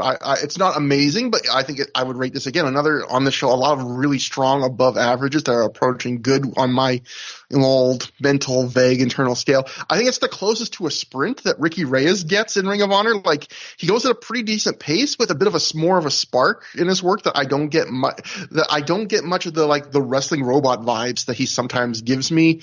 It was cool to see young Shingo breaking out like the sleeper giant swing. That's such a cool move. This was pretty much all action. This was supposed to go on longer, according to the Observer, like I just said, but that's interesting because I thought it worked really well. It's kind of just like less than 7 minutes of like just all action, kind of didn't overstay its welcome. And, Reyes' Ring of Honor career now is in a really weird position because he's like, his mini push of squashing low card guys and students is kind of over, but he still will squash a guy once in a while, but then he'll also lose to Shingo, in 7 minutes. So he's kind of in this weird, like, the end is coming for Reyes, but it's not there yet. It's kind of a weird point in his career. Matt, what'd you think? Yeah, I'd say I like this even more than you. I think this was, for the length and the ambition of the match, I thought this was very good. In terms of, just like you said, a sprint, and I usually find Reyes matches, on the dull side, even when they're not that long. And this was, like you said, all action, really exciting. Everything was well executed. Shingo, I think, even at this era, brought a lot of charisma and, personality to the proceedings. I think Reyes seemed motivated to go fast and hard at Shingo. And yeah, I thought, even though Shingo's offense didn't quite have a ton of variety yet, he hit like a few lariats in a row and things like that. I think that he really made a good showing for himself. I thought as far as, sub 7 minute ROH matches in this era goes, this was one of the best ones. Joe, we are going to what do you think about our next match, the Ring of Honor? Actually, there's actually an introduction I have to talk about before. So up next, we have the Ring of Honor World title match. Bryan Danielson, the champion, successfully defends the title when he defeats Homicide via ref stoppage in 25 minutes, 43 seconds with I guess you would call them the MMA elbows. They are the elbows that Bryan picked up that people who watch them even today will see them regularly now, but they were inspired by a famous Gary Goodridge knockout in the early UFC. So anyway, after Danielson and Homicide enter the ring, just before Bobby Cruz is about to make the ring introductions, Samoa Joe's music hits and out he comes in street clothes. He grabs the mic and he welcomes Connecticut to Ring of Honor. Danielson says these people don't deserve crap. They don't deserve to see him. The crowd chants, Joe's going to kill you. Joe stares Homicide down. Homicide off mic says Joe hasn't even been champ for 2 years, which is kind of a sick burn. Although I guess if you're Joe, you could say, well, you've never been champ here. Also, it's not actually true. It's more like a year and a half, a little bit less than that. But, yeah. Okay, maybe not such a sick burn. Coming down with the weather burn. Smokes shouts, go back to Orlando at Joe. Joe says it's no secret that he and Homicide have never had quite an understanding, but at a time when Ring of Honor needed warriors, men, not mice, dogs, not pussies, Homicide stepped up, and he has Joe and the fans' appreciation for that. Did Joe you know offers that a handshake. dogs and pussies were like opposites, apparently? And so were men and mice apparently are too. It's like what my mice and dad men. always used to say. It's raining dogs and pussies. That John Steinbeck classic of dogs and pussies. Of dogs and pussies. Anyway, Joe offers a handshake to Homicide when Danielson snatches away the mic, and he says Joe has no business interrupting his match. The crowd chants, shut the fuck up at Danielson. Danielson says when Joe was champ, Bryan never interrupted one of his matches. Joe says he's here to be the special guest ring announcer. Joe then introduces this match as our semi-main event, really emphasizing the semi to burn Danielson. Joe does the ring intro for Homicide. He does a really good job, actually, and then he introduces Danielson as your temporary Ring of Honor champion. Danielson asks him to intro him as the best wrestler in the world. Joe instead introduces Danielson as the palest wrestler in the world, and then Joe goes to sit ringside to watch the match with Bobby Cruz. So Joe did not work the show. This is the extent of Joe's involvement, along with a post-match angle. He was working with a knee injury lately, and the Observer writes, Samoa Joe didn't wrestle on the show. He did work in Birmingham, Alabama for Wrestle Birmingham the night before, but it was more of a comedy match with B.G. James, and here that probably wouldn't have worked. Joe did the ring announcing for the show. Joe told Gabe Sapolsky he could work if needed, but could only go at half speed, and Sapolsky felt why give the fans Joe at less than his best when he wasn't advertising any match to begin with, and risk slowing down his healing. So kind of amazing to think you book Samoa Joe in 2006 and you book him against B.G. James, but different promoters have different ideas on what to do. Joe was great here. Joe was great here, though. I miss Samoa Joe being funny. I think that he should try to be funny again these days. He was very good. So, Joe, what'd you think about this match? I thought this. When this was the semi-main, we kind of all figured out, well, Homicide's not going to win the title because that would be a huge emotional moment. So why would you not end the show that way? So we all kind of figured out, okay, I guess I don't know what's going to happen here. I thought this match was incredible. It went 26 minutes. It felt about half of it. They went back and forth for quite a while, and it was always interesting.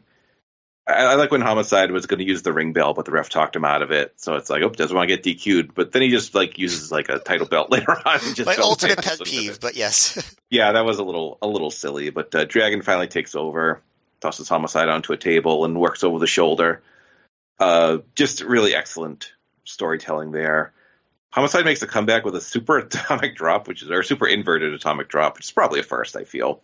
It goes back and forth. It's a hot stretch. The crowd's just molten for the whole thing, and the ref stops it when Danielson's elbowing Homicide. It was, this had it all, the storytelling, the crowd.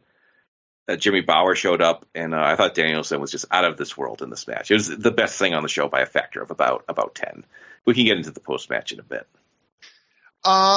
I probably am going to be the low on this match. This was the best match on the show thus far. I thought this was very good, almost great. I did not like this as some of the other Homicide Danielson matches. This is the 8th Homicide Danielson singles match in Ring of Honor in this span of a little over 2 years. I still think their original one in 2004 is my favorite. This is a very good match. I like that, this match had a really clear beginning, middle, and end. I thought it had a nice sense of progression and ramping up to the final end. I thought the crowd was really into the big Homicide near falls at the end. One nitpick actually is that the crowd, the match didn't really take advantage of that at the end. The crowd gets up big for a Homicide frog splash, to the point where I'm you really think he could win with a move he never wins with? And then they followed that with maybe one more Homicide near fall the rest of the way, a lariat from Homicide that gets a near fall. And Prazak, I thought on commentary, added some nice psychology to that, but he said Danielson had worked on Homicide's arm for the match, so Prazak on commentary is the impact's reduced because of all the work Danielson did on the arm, which I thought was a nice way of kind of protecting that finisher from Homicide. And I really thought it was one of those matches where I was you guys, you worked so hard to build them up to this high, and then you don't kind of stay in that zone long enough for my taste. You could have gotten another couple huge Homicide near falls, I think, and that would have made that would have pushed it to me to that extra level. And the other thing I thought about the match was I just thought the first half was a lot of good technical wrestling, but it didn't quite engage you as much as I would want. And my last nitpick would be the thing Joe mentioned. I'm sure Matt, you have said, everyone who's a longtime listener to Through the Years will know it's a nitpick of Matt's. But yeah, the inconsistent rules in Ring of Honor where, again, I like the spot of Homicide wanting to hit Danielson with a foreign object, and then it puts over how important the title is to the Homicide. That Homicide for once is okay, I can't do this because that's how important this match is to me. I gotta win. And then they both guys hit each other with stuff later in the match. So it's again, is that classic Ring of Honor rules mean something when they want them to mean something, and the second they don't want them to mean something, it doesn't mean anything. But I am kind of underselling the match. It is a very good match. Again, best match clearly by a wide margin up to this point in the show. Really, really good. I've seen better, I think, from these two. Matt, what do you think? Yeah, I've never, I don't think, ever said this to you, Trevor, but I think you need to watch this match again. I think you missed something. I've never said that to you, have I? No, I don't think so. Yeah, this was, I wasn't a big fan of the best of 5 series between these two. I think the only Homicide versus Danielson match that comes close to this would be the first one that you mentioned in 2004. I was live at the match where Homicide beat Danielson for the title at Final Battle, which we'll obviously review eventually. But I have to watch it again, but that was an incredible moment. But I think as a match, this one eats it alive. I honestly do. I remember I didn't like that match as much as most people do. This match, I think, actually had a more engaged crowd, except for the big moments near the end of that other one. This was a totally different Danielson match in that, he doesn't really, milk the crowd. He's not, being slow and working it. He's just they go a mile a minute for a half hour. How long was the match exactly? I'll go 26 something. Yeah. So so they go a But mile a minute for like a half hour. Like I didn't remember this match too well, but I feel like this is the hidden gem of this title reign. Like if you want to talk about an unsung match of this title reign, it's this one. Um, they just go a mile a minute. They do have the the shoulder work, so there's that kind of psychology, and just lots of really great moves, lots of great moments. But what also puts it over the top for me is the finish. Like I think at the time maybe people were found it a little bit cheap. I think it is such a smart finish. And like you could talk about the post match, but like it plays into so many storylines so well. I was so super impressed with the entire production. I think this match is like, I don't know, just I couldn't believe how much I liked it. Like I really didn't remember it. I thought it was like Joe said incredible. I think I would use that word too. Like just one of the best ROH matches of the year so far. yeah, I maybe I do need to rewatch it because I know I'm the low vote like in general on this match, and I love Brian Dennison's one of my favorite wrestlers of all time. Like I love Homicide. I just it's not that I didn't like the match. Yeah, I don't quite see. I'll have to. I do agree the finish is great too. Like I agree with you. It like checks every box that you need for this right now because Danielson was trying. This was him just starting to try and get over the idea that he could end matches via knockout with those elbows, and it's great because you want Homicide to feel screwed to set up the post match and to play into that long history of Homicide. But it's one of those matches where he's screwed, but like he's not really screwed. I mean, he lost the match. You could argue. I mean, I don't think I don't think they played it like the ref made a horrible call, but Homicide still has the right to say, "I never quit." I never got pinned. That kind of stuff. And I think one thing though we can all agree on. I think that like. Look, we can disagree about this match. We can't disagree on this. Is the best part of this match is at some point during it, Smokes gets a fake sword from someone in the crowd and he just starts holding the fake sword and he offers it to Homicide at one point and then Smokes realizes he goes, quote, "This shit is fake." like the sword. he's mad about it. Like he felt like he just discovered this sword is not real. It is probably plastic. I have another good Smokes moment where he's like, at one point, like Homicide's in a hold and Smoke yells, breathe in through your nose, breathe out through your mouth. And then he just follows it by saying, breathe through your nose and breathe through your mouth, which I think is good advice. Those are two good things to breathe through. Double breathe. And Gabe even jumps on the mic for this match on commentary to thank the fans of New England and then to do the classic Gabe foreshadow the finish, saying he's worried about Homicide snapping with his history of doing that. But so after the match, the crowd chants bullshit loudly at the ref stoppage, and even Samoa Joe at ringside gets pissed. He takes off his jacket, he gets in the ring, he's yelling at the ref. Homicide screams on the mic that he never gave up. Homicide tries to snatch the title from Danielson, but Danielson stops him from doing that. The crowd chants 5 more minutes as Joe tries to calm Homicide down. Joe also asks for 5 more minutes. The crowd then chants "fuck the ref up," and Adam Pearce comes to the ring in mid-cell phone call. Homicide tackles referee Todd Sinclair, and Joe tells Pearce to get Cornette on the phone. Pearce hands the phone to Todd Sinclair. He talks on the phone for a little bit and then hands it back. Pearce then listens to whoever's on the phone, I guess Jim Cornette, and then he grabs the mic. He tells everyone that he just got off the phone with Jim Cornette. Pearce says he saw that Homicide never tapped. He never gave up. Pearce says he calls Cornette, and Cornette talked to Sinclair, who he respects as a ref, even if maybe no one else does. Pearce rules that in the best interest of wrestler's safety, he has chosen to uphold the ref's ruling. Homicide immediately jumps Todd Sinclair again. He bites his hand as Homicide tries to pull him off. Danielson gets back in the ring and he chop blocks Samoa Joe from behind, hitting his bad knee before he leaves. So we're continuing that feud as well. The crowd chants Sinclair sucks as he's carted away to the back. The fan chants turn to screw job. Homicide grabs the mic to say he's been screwed over by Ring of Honor since day one, and he's had it with his company. He ends up leaving through the crowd with Smokes. We hear 2 fans talk like loudly, like into the camera mic, and it's perfect because this is playing into something that Ring of Honor was trying to get people to believe.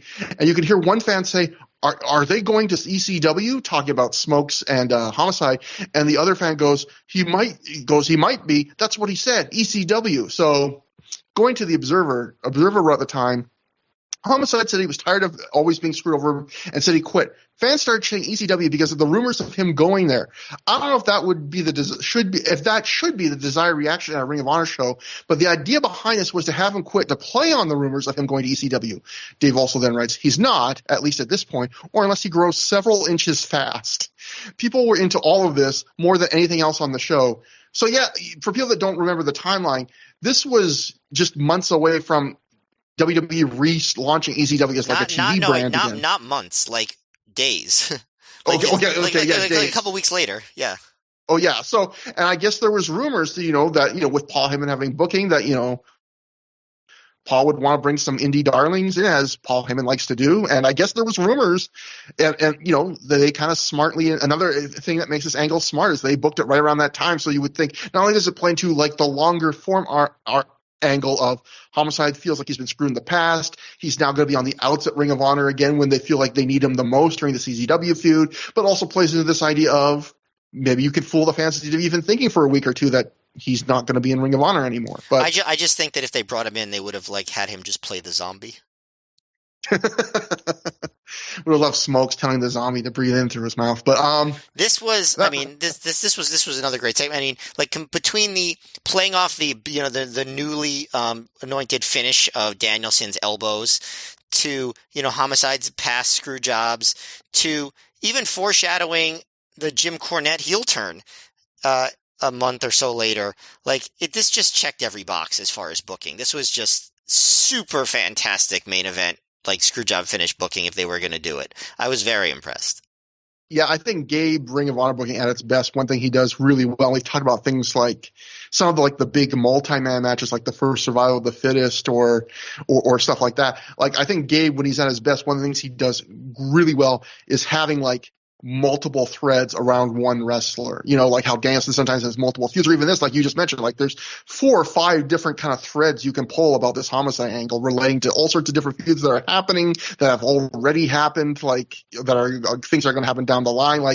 He's really good at that kind of stuff when he's on his game. And this was go on. No, another weird thing, when we first started this podcast, I don't think we could have predicted, when we see Adam Pearce come out as, the lieutenant commissioner, with the phone, and so, that he was just going to be, back in that role in WWE. That's so weird. Yeah, it's crazy just to see that. It's still weird to me when you see people on WWE say Adam Pearce. That just doesn't get of all people, hearing people on WWE saying Adam Pearce, it just continues to be weird. Just saying the name Adam Pearce. It is, to me it is, but we have our main event next, the ROH Tag Team title match. Generation Next, Austin Aries and Roderick Strong successfully defend their titles when they defeat the Briscoes, Jay and Mark, in 18 minutes, 15 seconds when Strong pinned Jay after they did a combination powerbomb, top rope drop kick to him. The Observer said it was hard for them as the crowd was burned out from the prior match. Sean Radican said, this was a good match, but I expected more out of it. I might be the crazy person here. I just was on the last match, apparently. This was my match of the night. I thought this was a bit better than the last match, a completely different kind of match. I thought this was really good. I thought this was a great match. In fact, I'd go, if I had to do star ratings, I'd go 4, maybe even 4.25 stars for this. And so for people that listened to the last show, which had the original Aries and Strong Briscoes match, this is the immediate rematch. That Matt and I thought that was a letdown. That's not a crazy opinion. I think a lot of people who watched that match thought so. So it was not a bad match. Given how great those teams are, it was a letdown. And I remember, I think on that show, talking about I was so frustrated because it was that was the show right after Jay Briscoe died. I would have loved to have a match where I could sing his praises. He's one of the most consistent wrestlers out there. Of all the shows to get the rare kind of Briscoes match, this is the match I expected from them. And I know you were saying their match in the UK is probably going to eclipse this easily, but I thought this was really good. There was a level of inventiveness in this match that was completely missing in that previous match they had. And it was just a feast of entertaining action from beginning to end, but it was bookended by really good stretches at the start and the end. At the start, you had the really hot opening where the Briscoes jump Strong and Aries. Strong took to the air. He jumped from the top rope, top turnbuckle to the floor, which is something you rarely ever see from Roderick Strong. Aries did the heat-seeking missile tope, but through the bottom rope, except he did it as a double clothesline to both Briscoes, which looked just friggin' amazing. You get a hot brawl around the ring before it settles into a regular tag match. And then it's just like a real good tag match. It's just constantly moving, never boring, changes back and forth in momentum, not a mile a minute, but just a good, consistently giving you your fill of action. And I love like the stuff Aries did to both Briscoes at the same time, be it that double clothesline tope. He did an elbow drop off the second rope to the floor on both Briscoes while they were stacked on top of each other. He Finlay rolled one Briscoe onto the other and then hit them both with a frog splash at the same time, covered them at the same time. Just stuff like that. Just inventive, cool stuff. There was this great little moment where Mark gets whipped into the turnbuckle and he just does in one fluid motion, like steps up to the turnbuckle and then twists around and charges right back into a back elbow counter. Just really cool stuff. And then the end I thought was really good because what they do at the end is something you see in a lot of tag matches nowadays where you do like the counter, like, counter all our stuff. But a lot of matches, they do it nowadays where it is so quick and so fluid and so bang, bang, bang, bang that it feels kind of like overly choreographed and a bit like a dance. I felt like this match found like the perfect sweet spot where you get stuff that's inventive, like Aries countering the Doomsday device into a victory roll as one Briscoe's flying through the air. You get the Briscoes countering, the half Nelson backbreaker into the 450 sequence multiple times, but they weren't always doing like the most crazy inventive counter, and they spaced them out just enough in the final couple minutes where it still kind of felt organic, but it still had all that drama and kind of neat inventiveness. And I thought this was a great tag match. It's not the best match from either team, probably not their best match together, probably once we get to the match they do in the UK, but I just thought this was a match I wanted them to have on the last show. But Matt, am I overhyping this match now? I don't think you're overhyping it. I think I would agree with everything you say, except for the part where you compare it to the previous match, because that match just had a little bit more of like an epic feel to it, and more interesting booking and just longer. But what you say about this match in a vacuum, I totally agree with. Super entertaining the whole time. They start with a really fun brawl on the outside with lots of cool dives, and even just that first strong cross body from the top rope onto both Briscoes. He got such good air on that. And then they followed up with the heat-seeking missile, and then they followed that up with Aries in his double elbow off the walking the second rope. Just so much great stuff just in that first 3 or 4 minutes. There was one, I like how they cover for stuff. There was one spot where I think you might have mentioned it, where the Briscoes try to do that a double team Keith Lee style Beal out of the corner on Aries, which the Briscoes do sometimes. But I think Aries, as he got thrown, realized he wasn't going to flip over, so he just took the bump face first, and I thought that looked really cool. It was a good improv. I think all the Briscoes offense looked great. I think all the Generation X offense looked great. It was just fast paced enough to be really excited, and like you said, just they let the moves breathe just enough that they didn't feel super choreographed. I think actually in general the Briscoes were good at not seeming too choreographed. They made things seem like a struggle. I think Aries was actually pretty good with that too, despite the fact that he was had a lot of finesse and things like that. So I think they were a good pairing, and I think this was a great match. I think that the match in the UK they allow it to get to that more epic level, but this was fantastic. Yeah, I think this is another match that I don't, because it got overshadowed by a later match, just like Danielson and Homicide, you don't really think of this match that much. But I think it was definitely deserving of the main event spot. And I also didn't really think it was I thought the crowd was into it. They were a bit quiet at the beginning, but it didn't take them super long to get them back into it. So I don't think that was really an issue. Yeah, much better than the match in Jersey, even though I thought that was a good match too. But yeah, great match. Only match on the show better was the incredible match that came right before it. Matt, there was one fan according to Sean Radic, that old man fell asleep during the match. But he loved Joe, the post-match promo.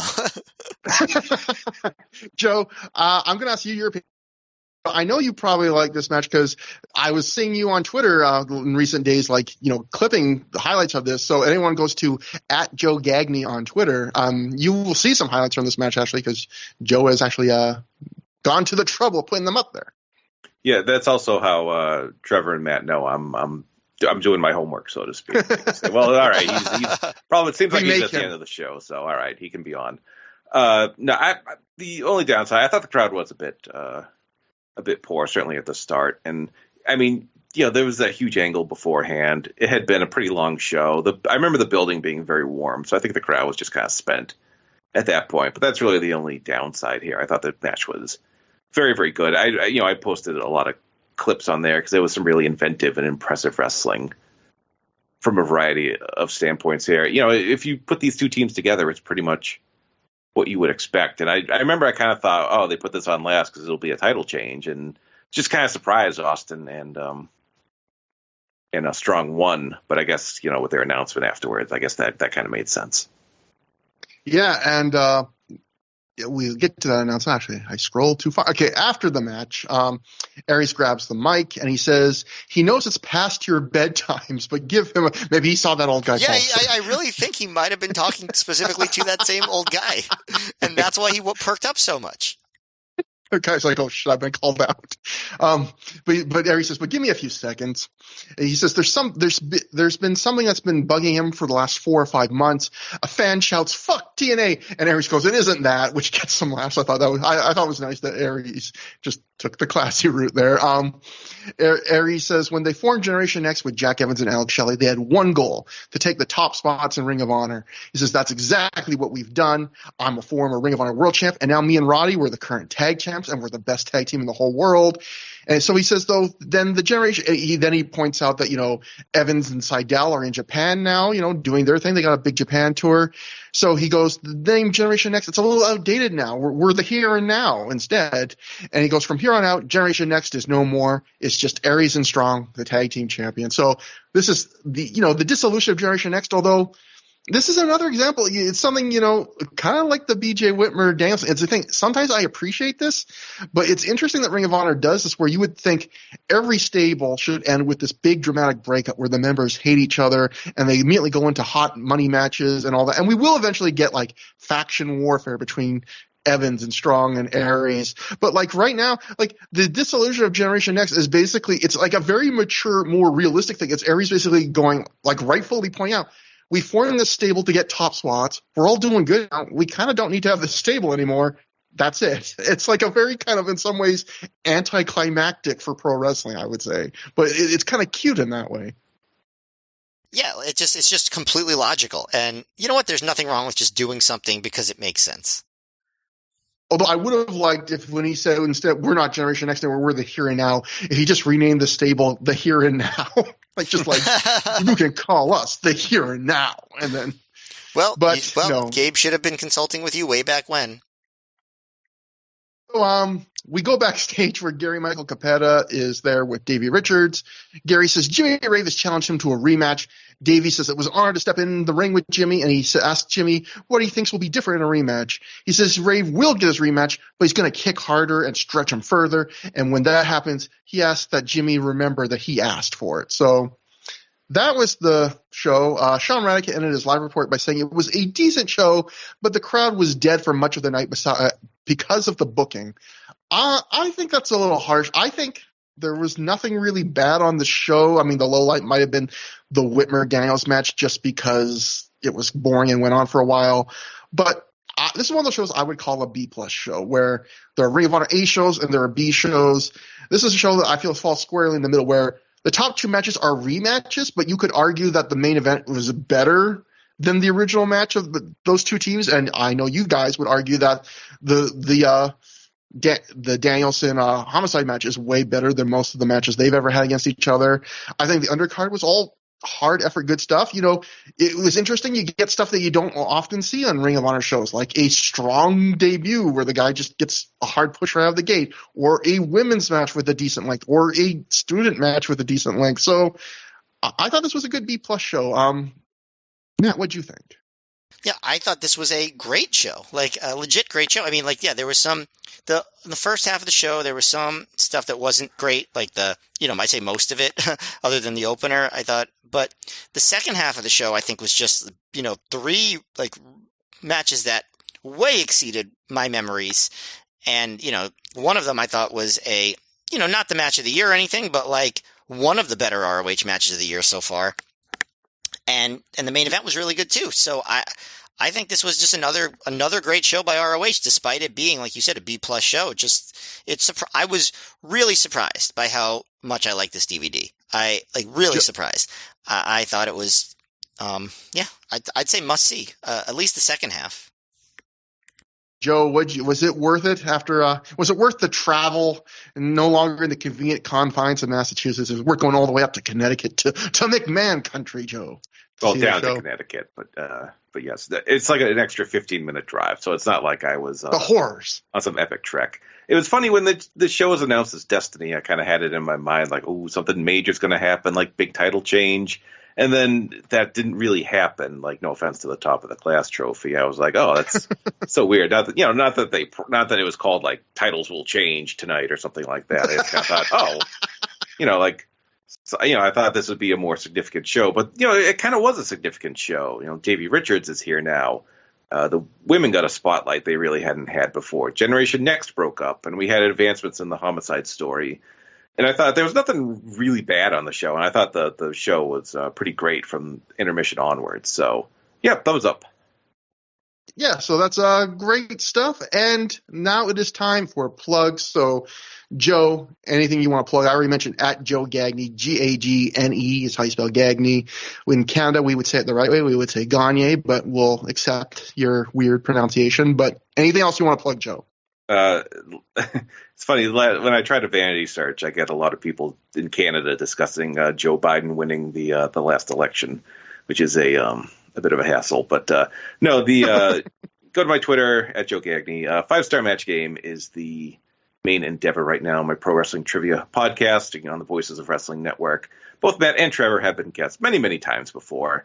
It's always fun. We pick a topic, do several rounds of trivia on it, and the Monday Nitro episode is done and should be out relatively soon after you hear this, so keep an eye out for that. And I thank Matt and Trevor for having me on for the upteenth time. And we're running out of appearances, I think, at least in terms of what your goals for this podcast are. But Joe, just a couple left. I just want to ask how great – I think I know what you should be your dream guest for the 5-Star Match Game, which should be WCW Nitro Trivia with Eric Bischoff, just to see how bad he would do at it.